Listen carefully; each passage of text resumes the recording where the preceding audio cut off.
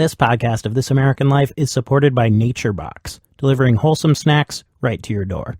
Snacks with no artificial ingredients, no high fructose corn syrup, and zero trans fats. You can try peanut butter nom-noms or sriracha roasted cashews. For a free sampler box, go to naturebox.com/American. And by Squarespace, the all-in-one platform that makes it easy to create a website, portfolio, or online store. With modern templates and simple drag-and-drop tools, you can create a professional website in minutes. For a free trial, visit squarespace.com/American. Hey there, everybody. Today we have secret recordings taped inside one of the most powerful institutions in this country. It's a place that we pretty much almost never get a glimpse inside. And they're revealing and in lots of ways very disturbing. But to understand what they're about and why they're so interesting, you actually need a little context. So I need to take you back to the financial crisis. After the financial meltdown in 2008, there was a lot of attention and a lot of blame heaped on the one institution that was in a position to notice the problems that led to the meltdown and to do something about them before disaster hit. That institution is the Federal Reserve, the Fed, and in particular, its office in New York City, the Federal Reserve Bank of New York. It's responsible for regulating the banks on Wall Street, which is to say some of the biggest banks in the world. It's supposed to monitor what they do. It's supposed to make sure that they don't break rules or take risks that could bring down the financial system. After they failed at that so spectacularly with the financial crisis, even people at the Fed admitted they should have done a better job. And to figure out how to do a better job, one of the things that they did is they commissioned a report, a secret report that you and I were never supposed to see. Well, it was supposed to be completely confidential. As you can probably gather from the tone, it is totally candid and highly self-critical. This is David Beim, author of The Secret Report. These days, actually, anybody can read this confidential and candid report because a government commission released the report to the public. Some people at the Fed were actually surprised at that, but they got lucky. Because the report had been released in a flood of hundreds of other documents, the press didn't really notice it. Nobody paid attention to this report. The report was written back in 2009. The president of the New York Fed, Bill Dudley, asked Beim to do an investigation. Beim, he had been a banker, he was a finance professor from Columbia, and he had studied the New York Fed in the past. Dudley gave Beim a team of Fed managers, and they went around interviewing people at the New York Fed. And what they found were a whole range of problems, all of them distressing to read about.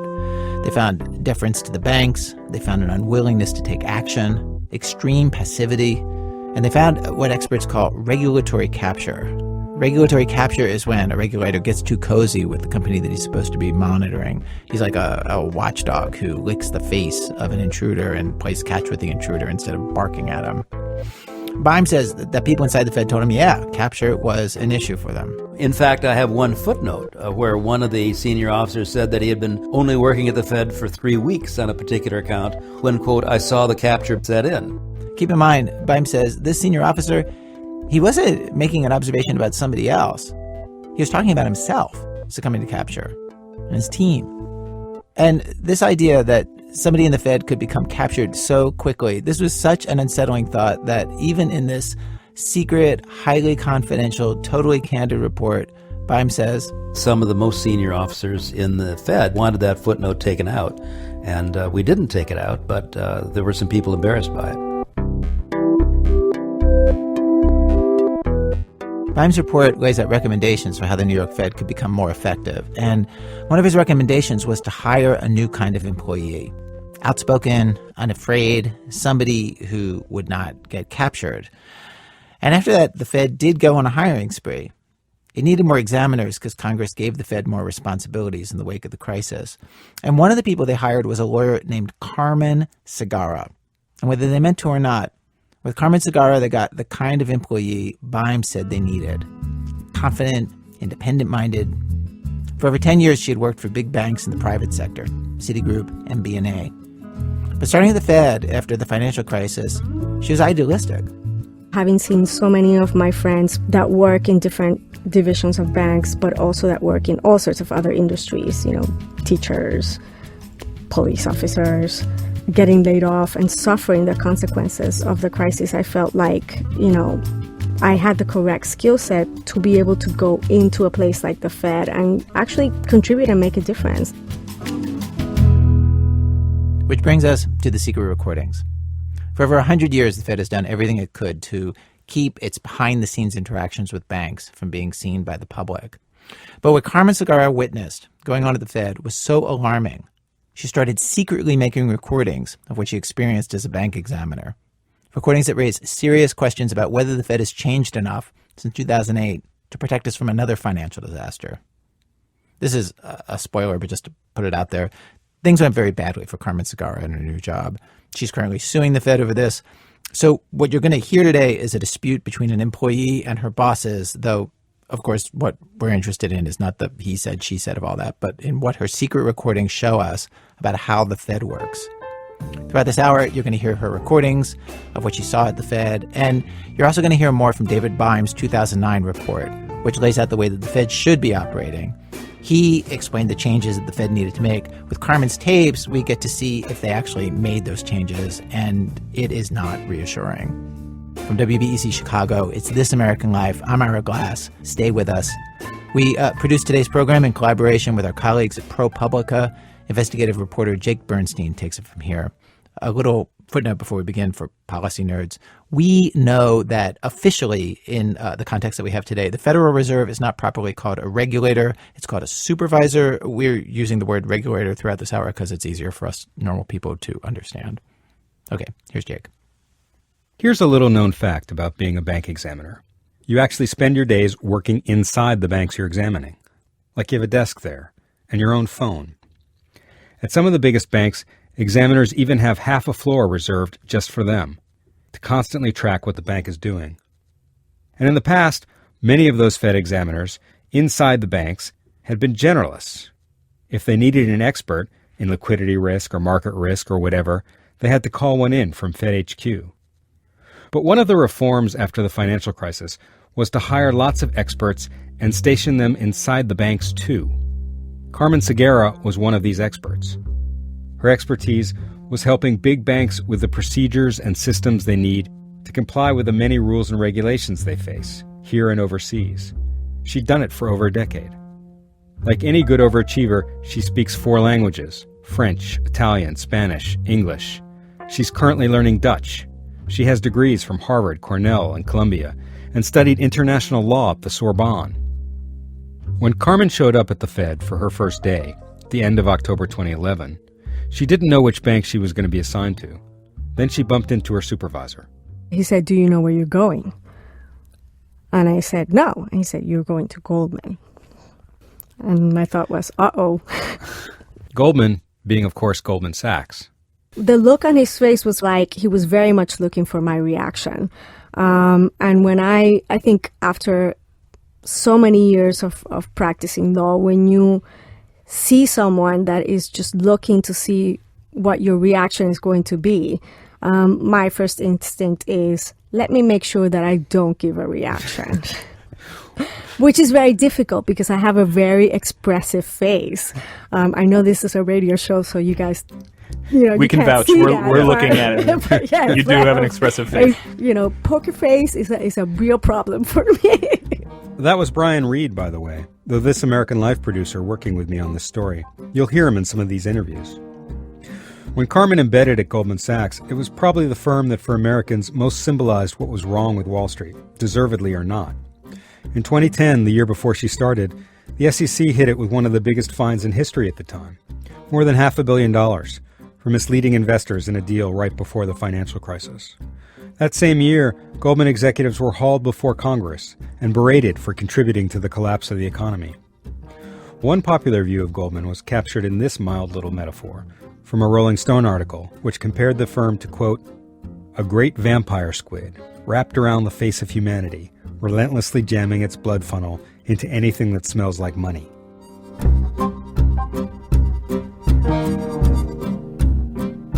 So Carmen was part of this new wave of expert examiners.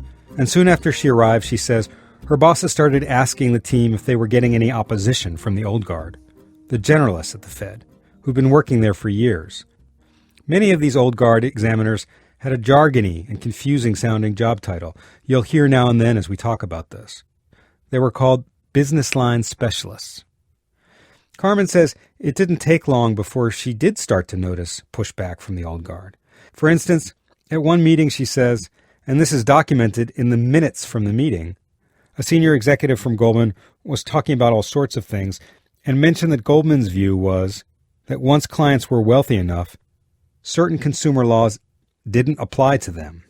I was shocked.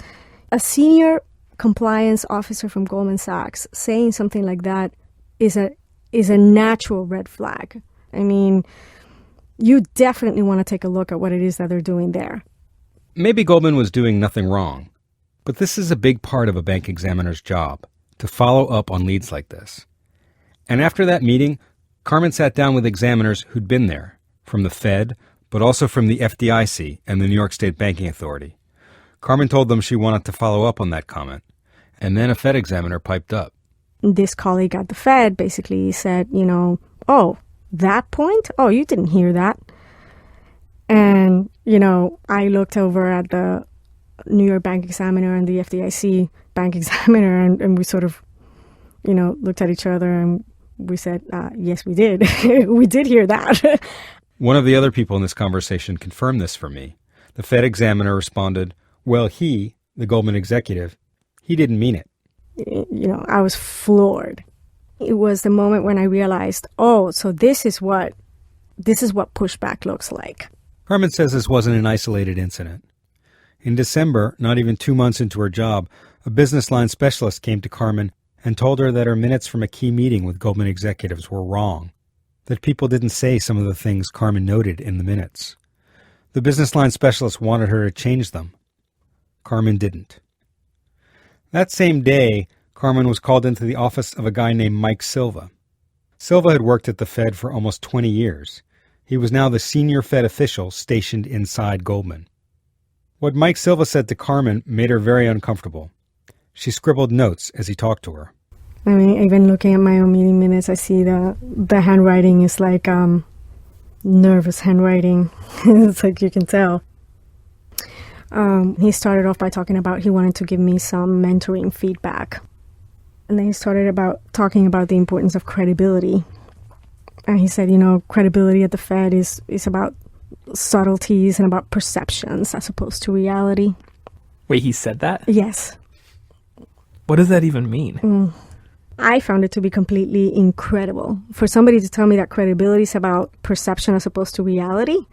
I mean, I come from the world of legal and compliance. We deal with hard evidence, It's like we don't deal with, perceptions.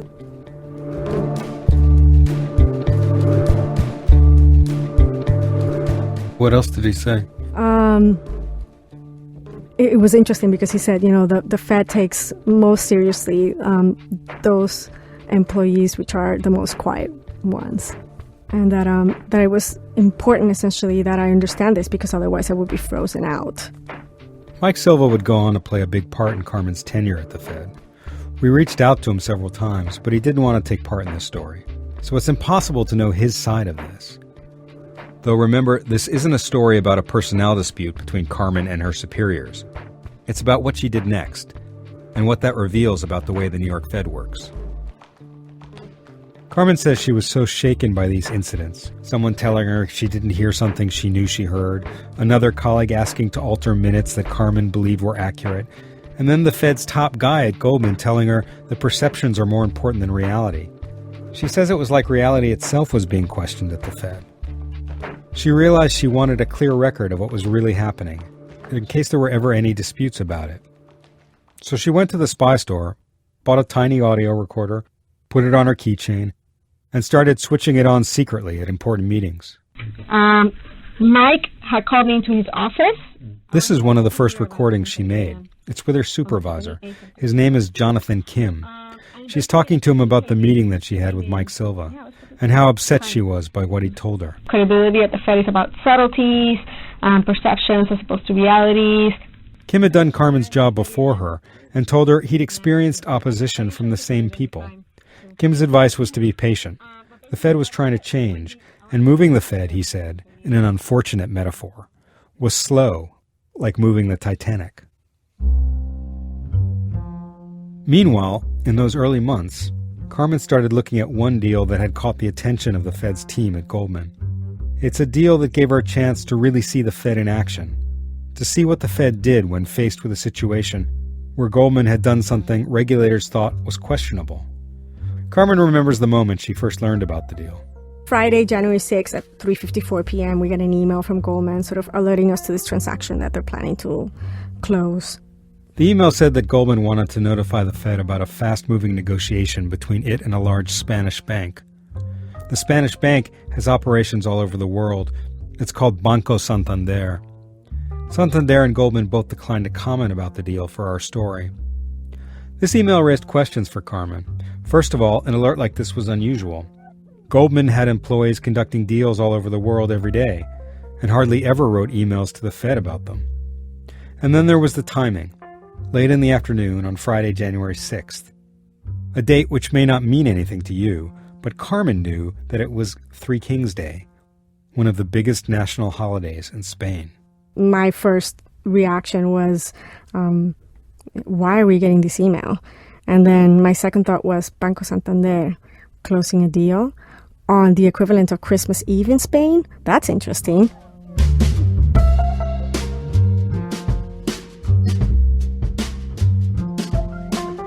So, we get back to work after the weekend and, Mike Silva is quite upset about this transaction.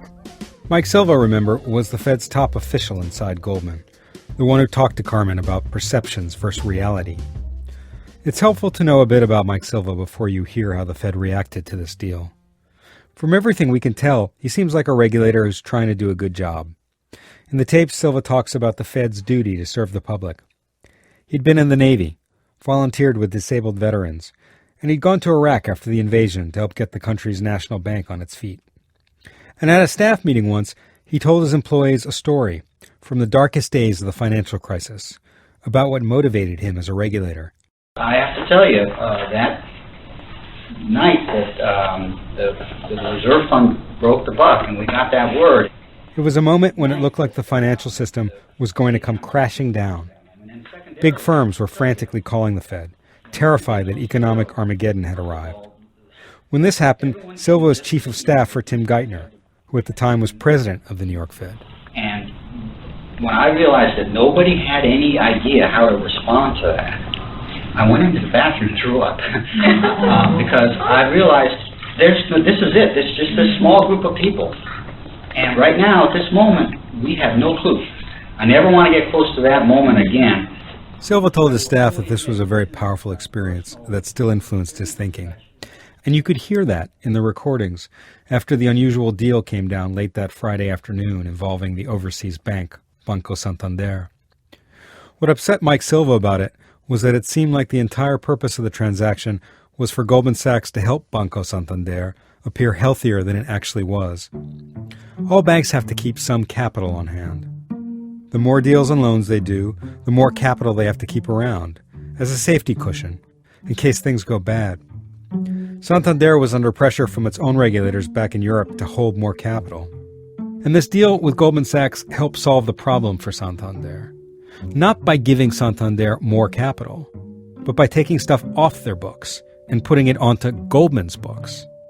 Having less stuff meant Santander needed less capital. Mission accomplished. One Fed employee likened it to Goldman getting paid to hold on to a briefcase. And as best as they could tell, Goldman was paid a lot, at least $40 million, with the potential to make hundreds of millions in the end. Mike Silva referred to the deal this way. It's pretty apparent when you think this thing through that it's basically window dressing that's designed to help Banco Santander artificially enhance its capital. To be clear, the deal appeared to be perfectly legal. Silva knew that. But still, he wondered, did they want banks doing these sorts of transactions in the future? If this kind of deal took off and became more popular, could it be a problem? And in a sense, this is what you'd hope a Fed manager would be doing in the aftermath of the financial crisis. Mike Silva learned about this new kind of deal that had come into the world, one with potential risks that they didn't fully understand yet, and he set his team to work scrutinizing it. Carmen and the others began to pore over documents for this complex transaction, which had tentacles in Brazil, Spain, the U.S., and the Middle East. And one of the things that caught Carmen's eye was a short paragraph that the banks had written into the agreement. It said that Goldman had to notify the Fed about the Santander deal and obtain a, quote, no objection.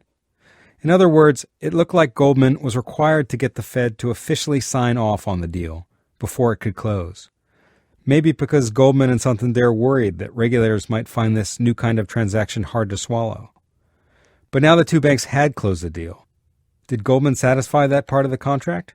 Here's what Mike Silva had to say about it. The one thing I know as a lawyer that they never got from me was a no objection.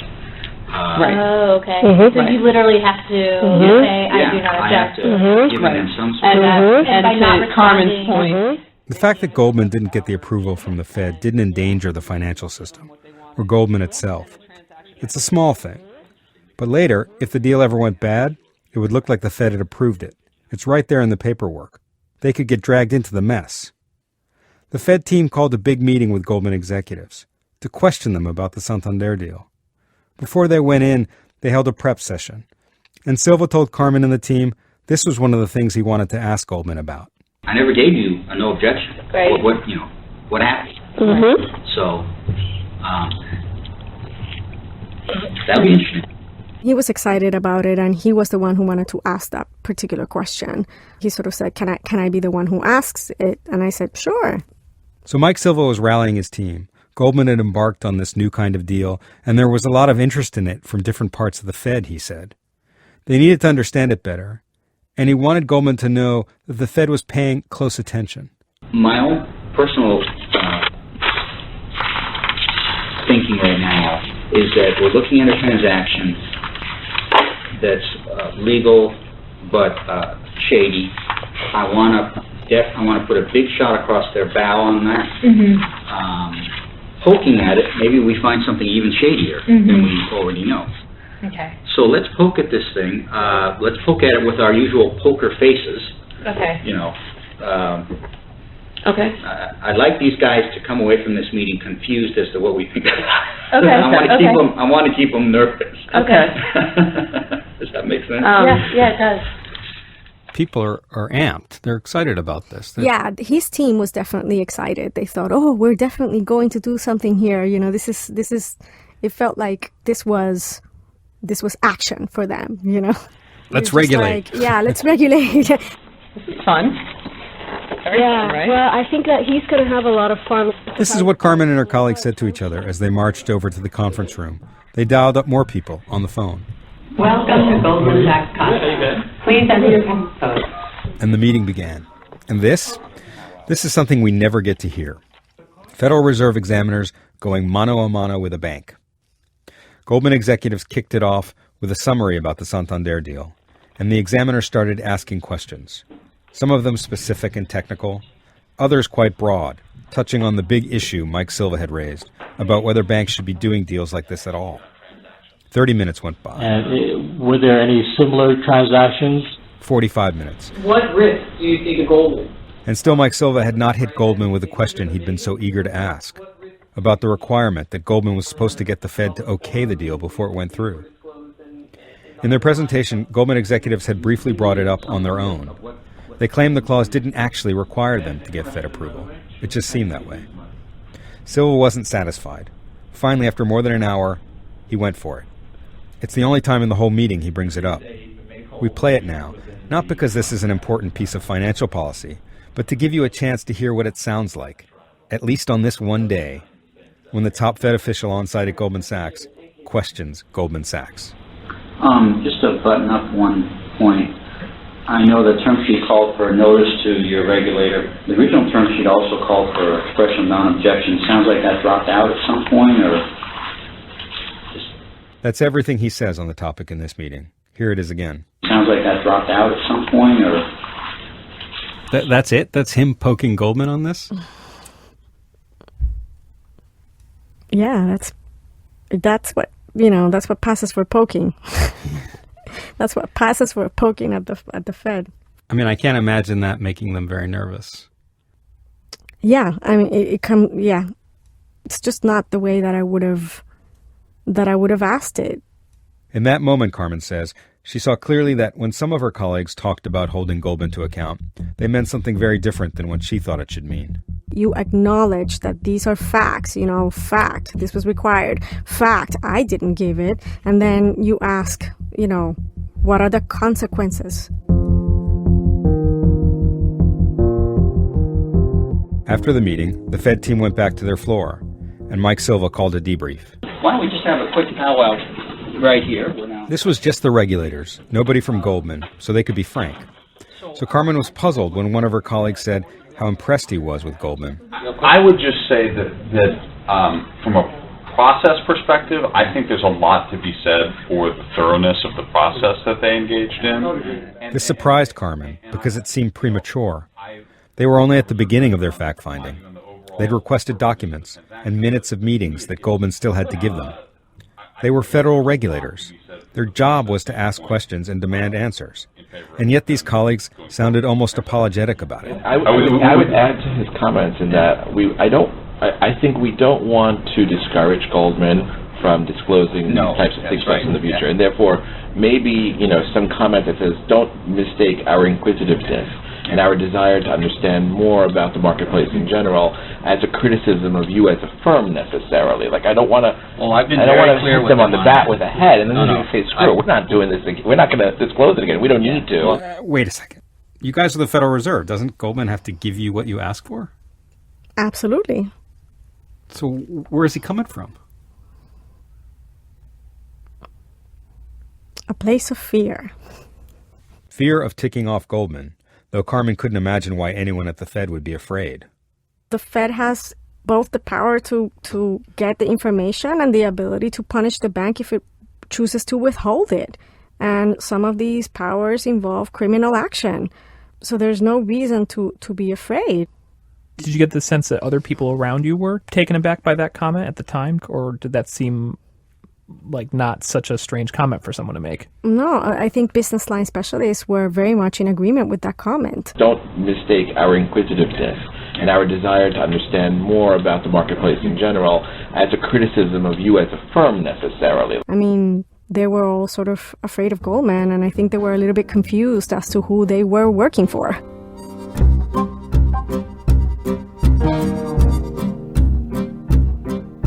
What I was sort of seeing and experiencing was this level of deference to the banks, this level of fear, and just not really showing a lot of interest in putting two and two together.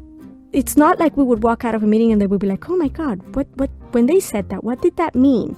Let's go research it. It was like, oh well, next meeting. I mean, the obvious question from what you're describing is that regulatory capture? If that isn't, I don't know what is. Regulatory capture. Again, it's when a regulator gets too cozy with the banks they're regulating. It was one of the problems David Bimes spotted at the New York Fed in 2009 when he wrote his secret report for them about what the Fed needed to fix after the financial crisis. Remember that report from the beginning of the show? Bimes found that one of the causes of regulatory capture at the Fed was simple. Examiners see bank employees every day at work. It's just human nature to try to get along with them. And many examiners feel that the easiest way to get information is by cultivating a friendly relationship, being non-confrontational. Bimes says it's tricky walking the line between being friendly and being captured. I spoke with one former Fed examiner who said he and his coworkers used to joke about one of their Fed colleagues deserving an Employee of the Month award, not from the Fed, but from the bank they regulated. And employees of the Fed do go to work for banks.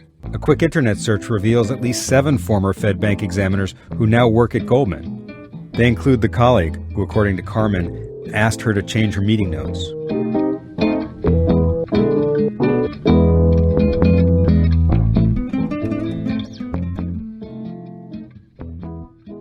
As Bimes and his team spoke to Fed employees about what went wrong leading up to the financial crisis, one problem in particular arose again and again, and that problem was the Fed's culture. That's the epiphany of Bimes' report. It was that basic. Culture. He was surprised. Yeah, I was. I was interested that what started out looking like a financial discussion was going to turn into a cultural discussion, what the culture expected of people and what the culture induced people to do. For instance, there was a kind of fear Beim writes about in his report.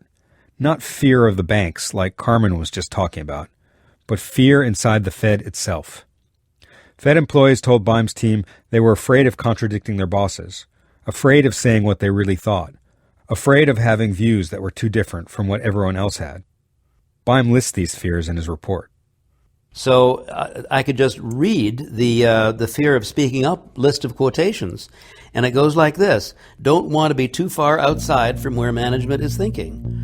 The organization does not encourage thinking outside the box. After you get shot down a couple of times, you tend not to go there anymore. Until I know what my boss thinks, I don't want to tell you. According to Beim's report, this culture of fear paralyzed the Fed in the years leading up to the financial crisis and prevented it from taking action. It's not that the Fed regulators didn't notice the problems accumulating in the financial system that eventually brought it down.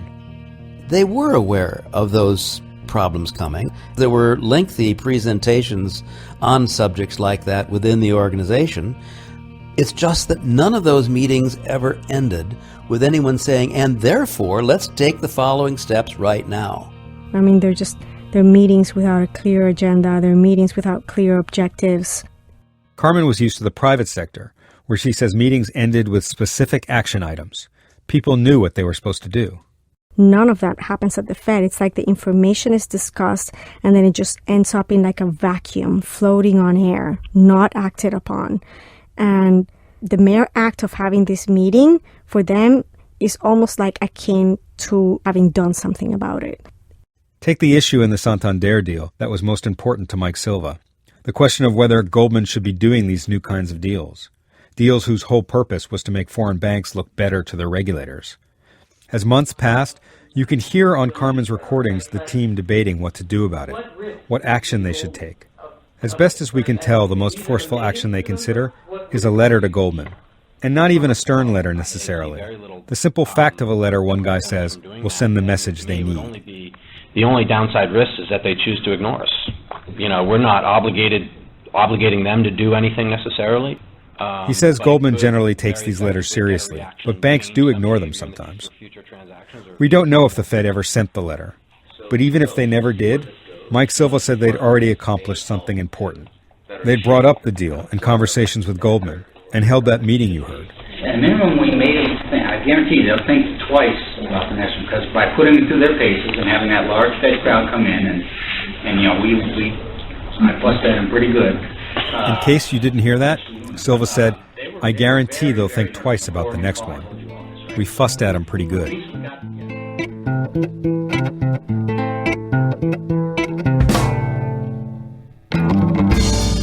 Jake Bernstein from ProPublica. Coming up, everything you're hearing reran All This by the Fed, their response when our program continues. This podcast of This American Life is supported by naturebox.com, a subscription service dedicated to smarter snacking. Each month, discover new wholesome snacks that are delivered right to your door. NatureBox offers hundreds of guilt-free snacks with no artificial ingredients, no high-fructose corn syrup, and 0 trans fats. They even offer low-sugar, vegan, and snacks without gluten. NatureBox features snacks including peanut butter nom-noms and baked sweet potato fries. Choose your snacks or let them surprise you. To get a free sampler box, go to naturebox.com/American. And by Squarespace. If you have a story to tell, whether it's about starting a new business or sharing photos from a recent adventure, Squarespace gives you an all-in-one platform to bring these stories to life online. With modern templates, mobile responsive designs, simple drag-and-drop tools, and 24-hour support, you can create a professional website, portfolio, or online store in just a few minutes. For a free trial, visit squarespace.com/American. It's This American Life. I'm Ira Glass. Today on our program, we're hearing never-before-heard recordings made secretly by a bank examiner named Carmen Segarra at the New York Fed. They give an unprecedented look inside this very secretive, very powerful, very important financial regulator. A note, we have done the normal kinds of editing to these recordings for pacing and clarity that we do to any recordings on our program. Again, here's investigative reporter Jake Bernstein. We first approached the New York Fed to request an interview in July. They declined. We then told them we had Carmen's secret recordings and invited them to comment on the sections we're using here on the radio. They declined to comment, but 2 Fed officials came to This American Life's office to listen and take notes. We sent them 13 pages of questions. They sent us a 2-page statement. It begins, "The New York Fed categorically rejects the allegations being made about the integrity of its supervision of financial institutions." Unlike the Beim report, their statement acknowledges no problems at the Fed. They say that in 2011, they began implementing some of Beim's recommendations, and they list a few. But that list doesn't include any of the recommendations Beim made about the central problem he saw, the problem of the Fed's culture, the fear of speaking up and the deference to the banks. We asked many questions about this. The Fed didn't respond to those directly, but did say in its statement, quote, "Examiners are encouraged to speak up and escalate any concerns they may have regarding the New York Fed or the institutions that we supervise." They point out that the Fed has lots of ways, quote, "to help ensure that its employees freely express their views and concerns, including the Ethics Office, Employee Hotline, and Internal Ombudsman." We asked questions about regulatory capture. Again, the Fed didn't respond directly, but said they ensured examiner independence by regularly rotating people from bank to bank.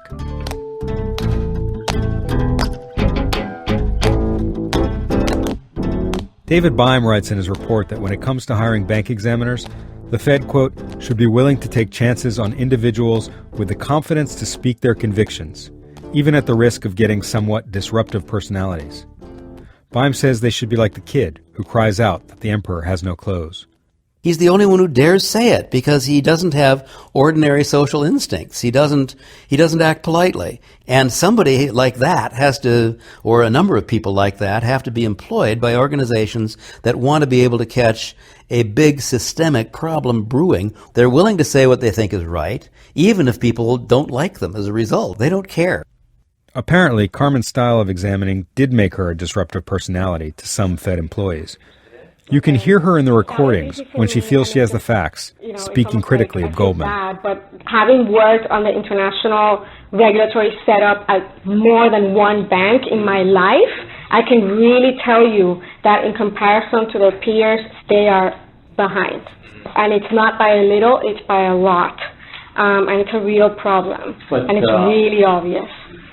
Carmen was also vocal with her bosses and coworkers about the shortcomings she saw in the Fed's management. She complained that managers were not settling disputes between the new wave of experts like Carmen and other examiners. Again and again in the tapes, Carmen asks her managers to intervene. I think that management needs to do a better job of managing those people. But not much changed. And then, on a Tuesday in late February, Carmen went in for her weekly meeting with her supervisor, Jonathan Kim. For a while, it was like any other meeting. They talked about examinations and things like that. But then about an hour into the conversation, Kim surprised Carmen by switching the subject to her job performance. I want to manage your sort of career and expectations, right? Mm-hmm. I want you to be successful. Mm-hmm. Okay. There's information that's coming in. There's opinions that are coming in, right? Mm-hmm. Kim tells her she does a good job looking at issues, identifying problems, figuring out what to do next. In short, the duties of a bank examiner. But then he goes on. I'm never questioning about the sort of the knowledge base or assessments or those things, right? Mm-hmm. It's really about how you are perceived, Mm-hmm. right? And so if there's more of a general sort of feedback that Mm-hmm. says, okay, it's not only one person, it's not only two persons, Mm-hmm. right? But it's many more people, Mm-hmm. right? Who are perceiving that you're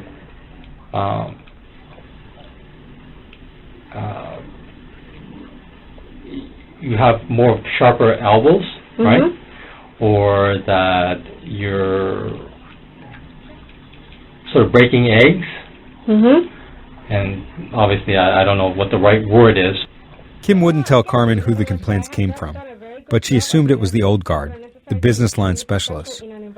Kim told Carmen she needed to approach things differently. She needed to be more, to use Kim's word, relational. And I think the message has come back to me saying, that you really need to make these changes quickly. Mm-hmm. Right? in order for you to be successful as part of the team, right? Not fired, basically? And, well, I don't even want to get there, right? Because, and here's why. Well, I think that it would be unfair to fire me when I am, at the end of the day, doing a good job. Well, look, I'm here to change sort of that definition of what a good job is, right?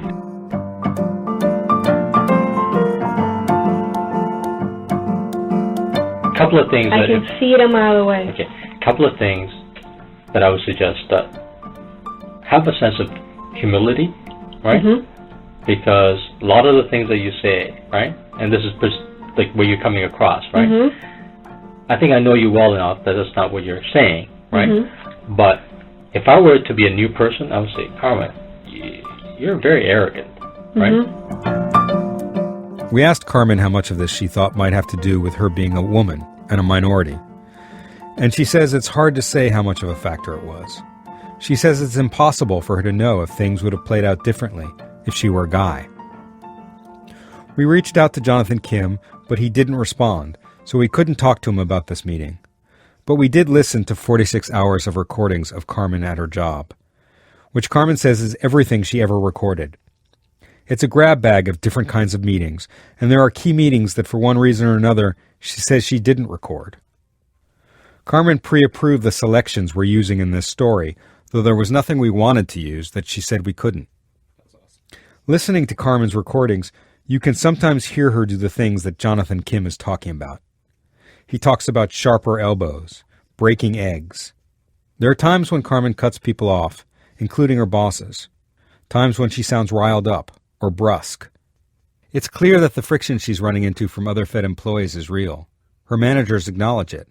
And there's a recording of Fed experts like her who work inside other banks where they gripe about facing the same pushback. But Carmen's the kind of person who doesn't let it slide. She complains about her colleagues a lot, though she's never unprofessional.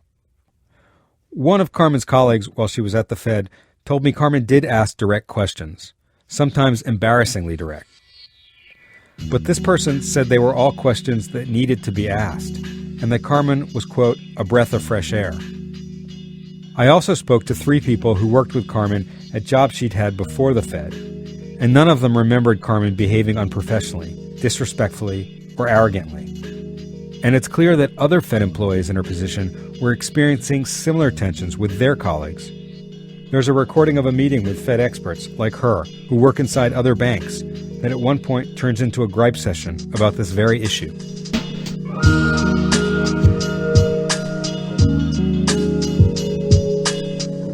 Before we go back to this meeting with Jonathan Kim, I just want to read you something. This is from David Bime's report, from page 22.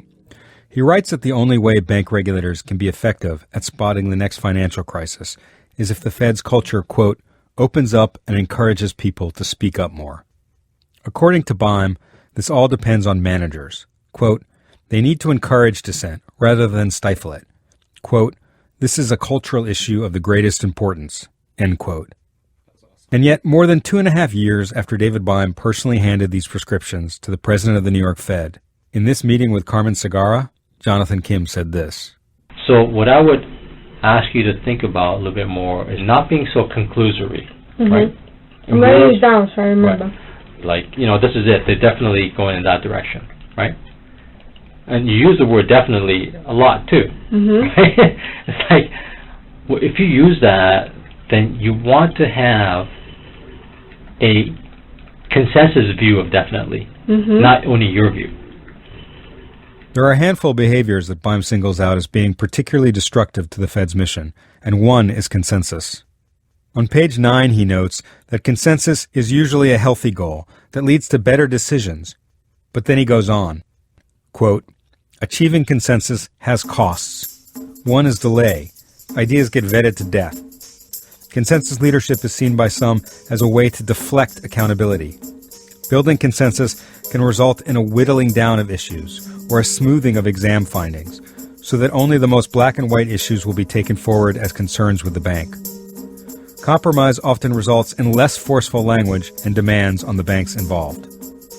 Again, that was 2009. Here's Jonathan Kim in 2012. So a lot of it is consensus building, right? Hey, what do you think? Oh, okay. That's a good thought. It's a possibility, right?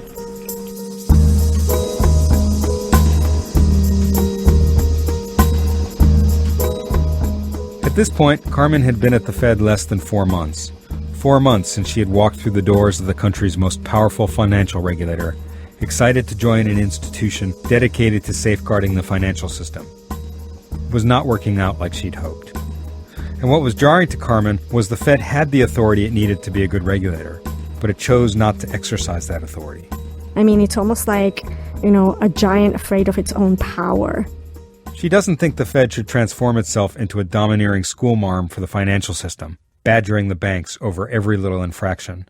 I think it would have been just as scary if I had gone in there and found like an aggressive Fed that was really mean and sort of, trying to nitpick. I think that, all that power sort of being abused, that's a very scary thing. But when you find the opposite, the absence of exercise of power, the absence of the exercise of responsibility, then you're just like, this is a problem because you've been made the overarching regulator and the country is looking to you to make things better after the crisis. And if you can't do it, then we need to talk about who can.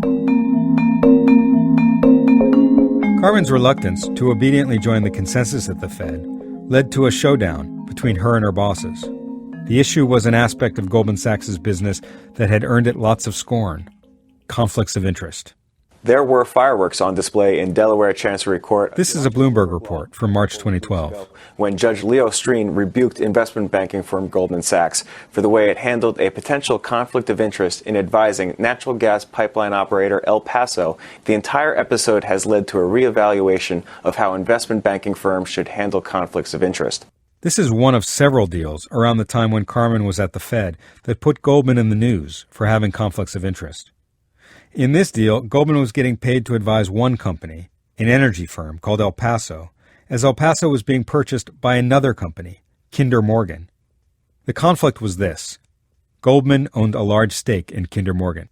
Some shareholders are extremely angry that Goldman stands basically on both sides of this transaction. They're up for a $20 million fee for advising El Paso, and at the same time, the firm has a $4 billion stake in purchaser Kinder Morgan. The argument Just to clarify, is that Goldman, Kinder Morgan wanted to buy El Paso as cheaply as possible. This would make tons of money for Goldman, since it had a large investment in Kinder Morgan. Meanwhile, El Paso, which wanted to be bought for as much as possible, of course, was paying millions to Goldman for advice on the sale. Hence Goldman's conflict. As if that wasn't enough, it eventually came out that the lead Goldman banker advising El Paso had a personal stake in Kinder Morgan, worth hundreds of thousands of dollars. Carmen says this deal, and others like it, led to one of the first assignments her bosses gave her when she started at the Fed, to examine how Goldman handled, or failed to handle, conflicts of interest. One of the Fed's guidelines is that banks of Goldman's size and complexity need to have a conflicts of interest policy that applies to everyone at the firm. The Fed has criteria for what such a policy should look like. Carmen was familiar with this. She'd worked for years at banks that had policies, she says, and she'd helped put policies, including conflicts of interest policies, into action. So what Carmen found when she looked into whether Goldman had a conflict of interest policy was shocking to her. They really didn't have a firm-wide conflicts of interest policy. They didn't have anything close to being adequate on that score. For instance, one thing Carmen looked into was something you'd think would be a basic building block of a good policy: a definition of the thing the policy is about. Do you have in the policies a definition of the conflict of interest and what that is and what that means? During her examination, Carmen asked Goldman's head of conflicts if their policy had a definition of what a conflict is. And Goldman's head of conflicts answered, No. Okay. That's right. According to the person in charge of evaluating conflicts of interest at Goldman Sachs, the firm's policy did not have a definition of what constituted a conflict. This was just one detail in a stack of evidence Carmen collected, showing that Goldman Sachs lacked a proper policy. There was the meeting in November, where Fed examiners asked Goldman for the conflicts of interest policy, and Goldman told them one didn't exist. According to the meeting minutes, one Goldman executive said, quote, "It's probably more than one document. There's no one policy per se." Goldman eventually gave Carmen these documents. We've reviewed them ourselves. They're policies for individual divisions at Goldman. The documents clearly state that 2 of Goldman's 6 divisions had no conflict of interest policies for the period she was examining. Another division's policy, Goldman acknowledged, wasn't complete. For the 3 divisions that did have complete policies, Carmen says they weren't up to snuff. They didn't meet the Fed's criteria. In other words, Goldman had no firm-wide policy at that time.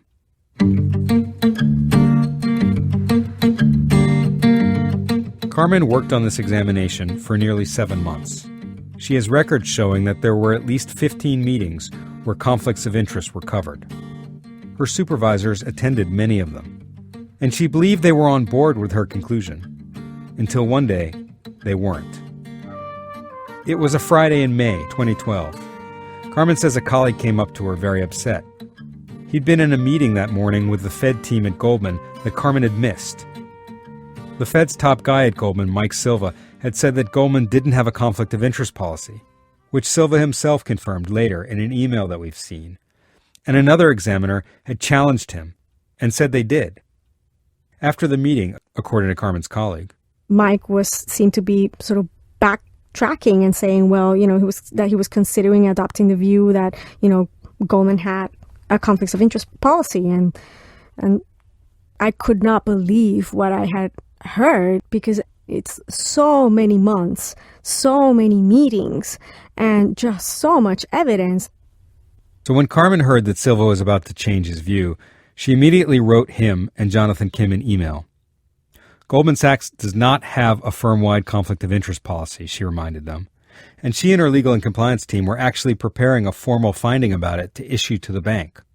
A formal finding in this world is the Fed using its regulatory power to force the bank to do something. In this case, get together a policy that met the Fed's guideline. Silva and Kim both wrote back saying that she was getting ahead of herself.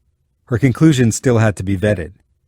Considering the more than a dozen meetings they'd already had on the topic, the hundreds of pages of documents she'd amassed, and Goldman executives' own statements on the subject, Carmen was stunned at what she was reading. Are you serious?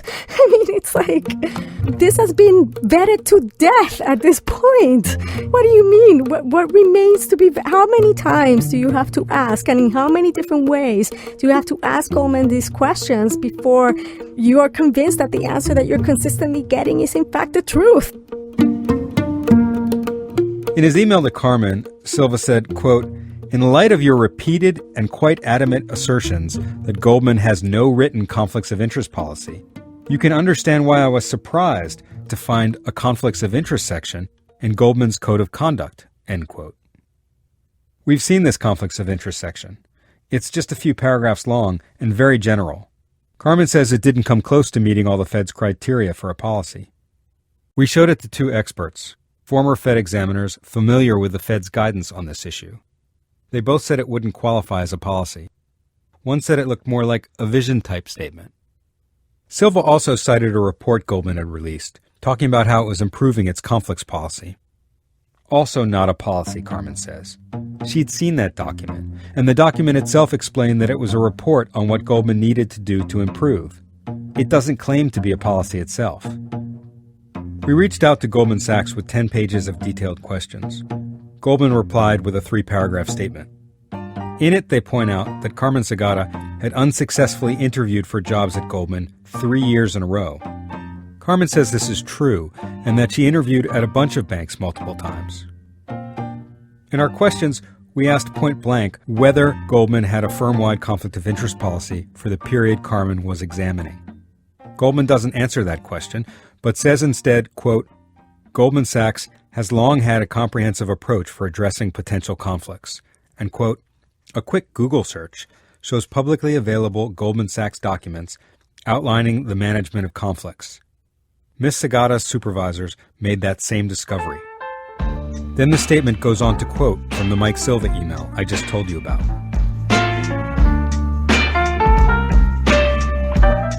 Before Carmen could respond to Mike Silva's email, she was summoned to his office by his deputy. She made an excuse to grab something from her desk and flicked on her recorder. Silva and his deputy motioned her to a small table, and Silva got straight to the point. Mike Silva sort of said, you have to come off the view that Goldman doesn't have any kind of conflicts of interest policy. Carmen, we have to come off the view that Goldman doesn't have any kind of conflict of interest policy. We can say they have to improve it. The recording is muddy. Silva says, we can say they have to improve it. Maybe they have to improve it a lot. Then he says, but we're losing credibility saying they don't have one at all. Silva tells Carmen this isn't just coming from him. That lawyers, presumably the Fed's lawyers, say her conclusion's not valid. To claim that Goldman doesn't have a policy, he says, is, quote, patently wrong. What Carmen does in this meeting is exactly what David Beim called for Fed examiners to do. She stands by her convictions, stands by her expert opinion. She stands up to her boss, even as he tells her she's wrong. I don't understand why the fixation on whether they do or don't have a policy. He says he doesn't understand her fixation about whether Goldman has a policy or not. Why can't we just say they have bits and pieces of a policy, but they have to dramatically improve it? He asks, why can't we just say they have basic pieces of a policy, but they have to dramatically improve it? Carmen suggests two ways to handle their disagreement. She can meet with anybody at the Fed who doesn't see this the way she does and walk them through the evidence. Or she tells Silva she can formally submit her findings and conclusions, and they can override them. They're her bosses, after all. She says she knows she's the low person on the totem pole.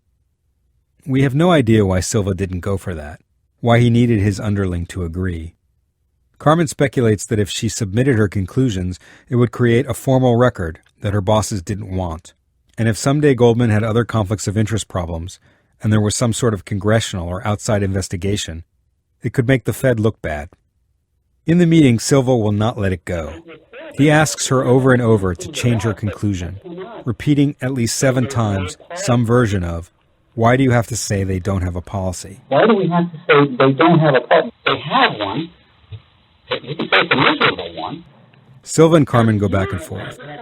Finally, after more than 30 minutes of this, Silva asks one last time. Can you tell me again, why do you have to say there's no policy? Can you tell me again, why do you have to say there's not a policy? Why can't you just say there's a very poor policy? Carmen says she was desperate to get out of that office. She relented. Okay, I can work with you on that. I hear your plea. I hear your plea. Okay, I can work with you on that, she says. I hear your plea. I hear your plea. I can say it's a poor policy. Only she doesn't stop there. She can't help herself. Between you and me and this 4 walls? Between you and me and these 4 walls, she says? No way. No way this is a policy. No way. No way this is a policy. I will work with you. I will work with you, she says. I will say they have a very poor policy. But professionally, I cannot agree. But professionally, I cannot agree. At this point, you can hear the life drain out of Silva's voice. He wearily tells her that he doesn't want to put her in a position where she has to say something she doesn't agree with. The conversation was over. All right. Thanks for coming in. All right, Silva says. Thanks for coming in.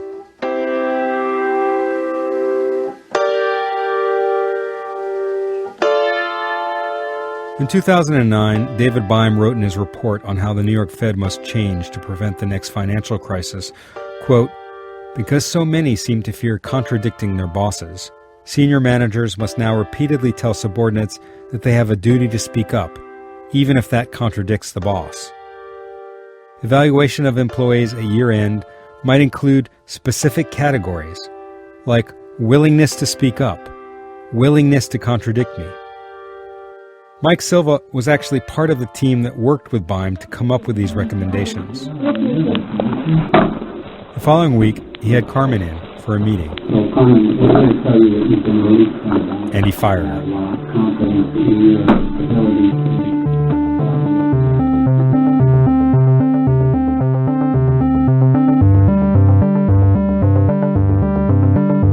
In In the two-page statement the Fed sent us last week, they say Carmen's concerns about the conflict of interest policy were, quote, taken seriously and escalated by senior members of the team while she was inside Goldman Sachs.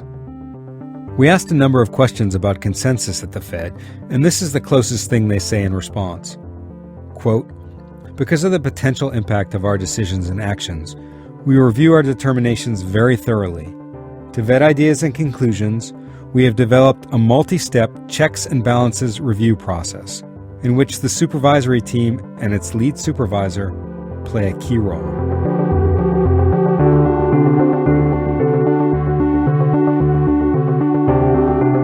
It's been almost 2.5 years since Carmen was fired.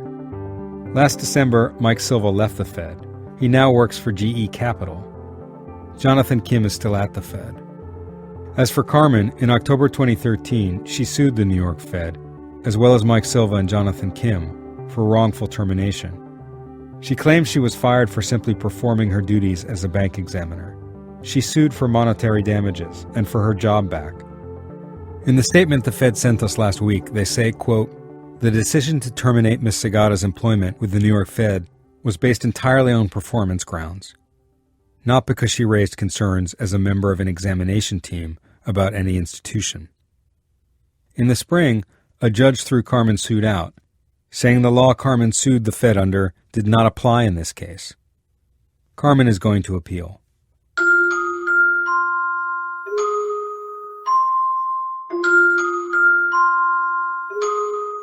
I've done interviews with other former Fed employees, and they all say there are competent, conscientious people working at the Fed. Carmen agrees with that, and on our recordings we heard people like that. And in the aftermath of the financial crisis, the Fed has tried to fix some things. In its statement to us, it says it's always trying to improve. People who work with banks told us that the Fed and other regulators have gotten tougher recently. But culture is insidious. It's tough to change. Employees who work at the Fed as recently as last year told me they witnessed some of the same cultural problems David Beim documented and Carmen Segara encountered. The same deference to the banks and a lack of inquisitiveness and mismanagement. We don't know if the culture at the New York Fed is improving. And because it's such a secretive place, we probably won't know. Unless someone comes out with more secret recordings, or Congress forces them to answer some questions, or there's another financial crisis.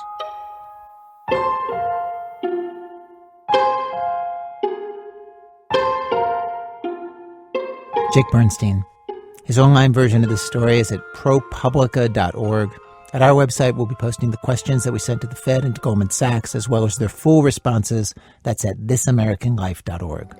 Carry my, no, he can't read my poker face. Our story was produced today by Brian Reed, who also did research and reporting on the story. Our show is produced with help from Alex Bloomberg, Ben Calhoun, Sean Cole, Stephanie Fu, Hannah Jaffe-Walt, Sarah Koenig, Nikki Meek, Jonathan Manhivar, Robin Semyon, Alyssa Shipp, and Nancy Updike. Our senior producers, Julie Snyder. Production help from J.P. Dukes. Seth Lind is our operations director. Emily Condon's our production manager. Elise Bergerson's our office manager. Adrian Mathowitz runs our website. Our partners at ProPublica, Tom Ditzel, Steve Engelberg, Robin Fields, Dick Toffel, Abby Nearing, and Nicole Collins-Bronson. Thanks today to Rob Rosenthal, Mark Phillips, and Lou Teddy. Research help today from Christopher Swatala. Music help from Damian Grafe. This American Life is delivered to public radio stations by PRX, the Public Radio Exchange. Support for This American Life comes from the car company Scion. For over 10 years, Scion has been helping others follow their passions.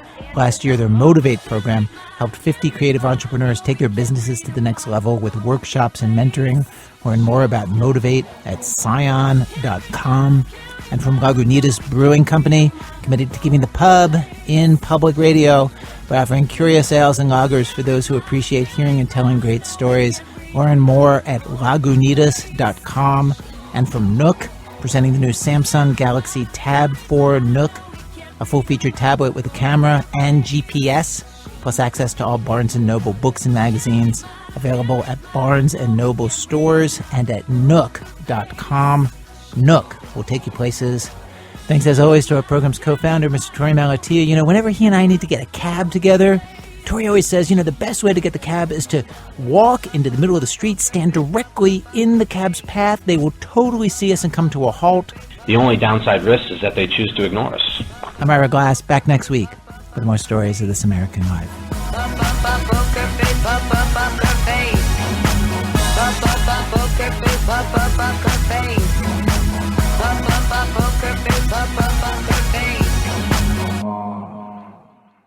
Next week on the podcast of This American Life, a story that's so intriguing, we're launching a whole new series about it. Sarah Koenig is the host. This is a Global Tel-Link prepaid call from Adnan Syed, an inmate at a Maryland Correctional Facility. This call will be recorded and monitored. If you wish to... Here are the basics. It's a murder case from Baltimore. It happened in 1999. This 17-year-old kid named Adnan Syed was convicted of strangling his ex-girlfriend, a popular high school senior named Hae-Min Lee. You wouldn't even believe it. It was like a after-school movie. Like, I would have never in a million years thought this craziness happens. No one ever would suspect anything. So many people were shocked when Adnan was picked up, because by all accounts, Adnan Syed and Haley were good friends. And they were also shocked because he was such a nice kid. And not just though he was quiet and kept to himself, kind of murderer next door nice. I mean, an exceptionally good kid. Even people who think he might be guilty had only nice things to say about him. He was always talking with everybody. He was not friends with anyone. Everyone knew who he was. That's what I'm telling you. He was very popular. So he got voted as junior prom king. You at a predominant black school. Who votes for a Pakistani to be prom king? I mean, be for real. Kids loved him. I never saw him get mad at anything. No, I didn't think the person that I knew would be able to do such a thing. Adnan has always said he didn't do it. There was no physical evidence linking him to the crime. No fibers, no blood, no DNA. Instead, the case was built on the shifting story of one witness, a friend who said he'd helped bury Hayes' body. So you'd think it would be a tough sell. But the jury, they had no problem with it. Nobody thought not guilty. Adnan was convicted in just a few hours. That included a lunch break. And to this day, I don't regret it. I still believe he did it. He's guilty. For the past year, I've been trying to figure out if this is really true. And what I uncovered is a messy and compelling world of teenagers and immigrants and love and police work, a story so much more interesting and complicated than what the jury got to hear. I think that there are other people involved. I think maybe he was set up. I think he was set up somehow. I mean, regardless of, whether you know him or not, clearly you could tell something was going on that wasn't good. I mean, it was just strange behavior for anybody. Someone that cold is, a psychopath. And someone who could be very good at walking around and playing the sad ex-boyfriend. Basically threatened me, what happened to Hay, this is what's going to happen to you. That's how I felt that day. What are you thinking right now? You have the same smile I do. I'm literally thinking, could he have gone crazy? Even now, it would be nice if there was some technicality, something that would prove his innocence. Great, But I think you might be that technicality.